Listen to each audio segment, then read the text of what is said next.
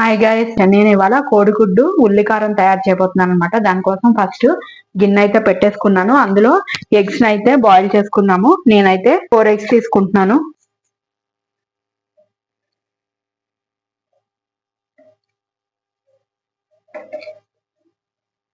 Eggs ని బాగా boil చేసేసుకోవాలి. ఈలోపు ఉల్లికారం అయితే తయారు చేసుకుందాం. దానికి మీడియం సైజు ఉల్లిపాయలు 3 అయితే తీసుకున్నాను అనమాట.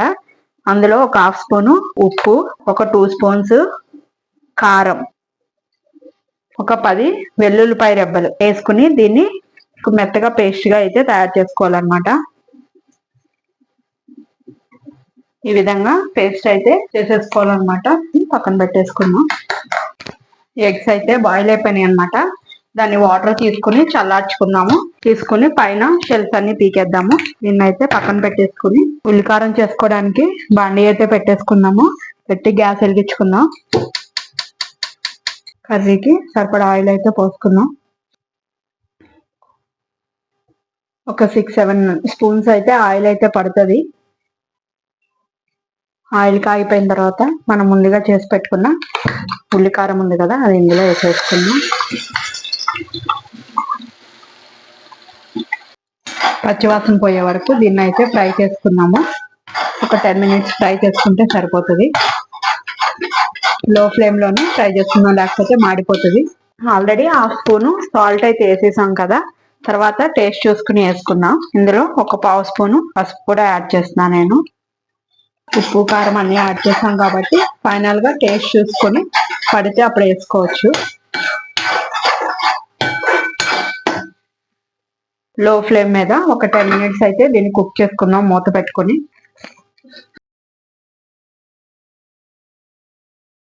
ఉల్లికారం అయితే ఫ్రై అయిపోయింది. ఇంకొంచెం కలర్ చేంజ్ అయ్యే వరకు ఉంచుదాము.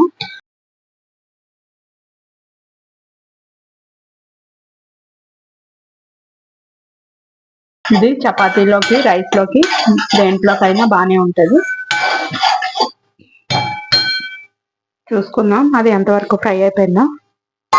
ఆల్మోస్ట్ ఉల్లికారం అయితే రెడీ అయిపోయింది. ఎగ్స్ కూడా నేను ఈ విధంగా షెల్స్ తీసుకుని అయితే పక్కన పెట్టేసుకున్నాను. దీన్ని పీసెస్ గా కట్ చేసుకోవాలి. ఈ విధంగా ఒక్కొక్క ఎగ్ని 4 గా కట్ చేసుకుని వేసుకోవాలి. మధ్యలో సొన తర్వాత వేసుకుందాం. ఇప్పుడే వేసుకుంటే అది మొత్తం పేస్ట్ అయిపోతుంది.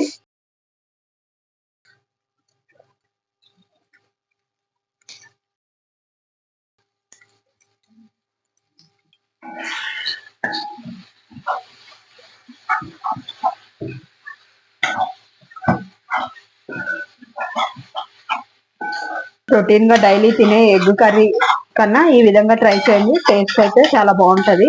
మూత పెట్టుకొని ఒక 10 మినిట్స్ అయితే మగ్గనిద్దాం. చూసుకుందాం. ఎగ్ కూర ఉల్లికారం అయితే రెడీ అయిపోయింది. ఇప్పుడు మనం ముందు పక్కన తీసి పెట్టుకున్న ఎల్లోలు కూడా ఇందులో వేసేద్దాం. వేసుకొని సన్నగా కడిగి తురుము పెట్టుకున్న కొత్తిమీర,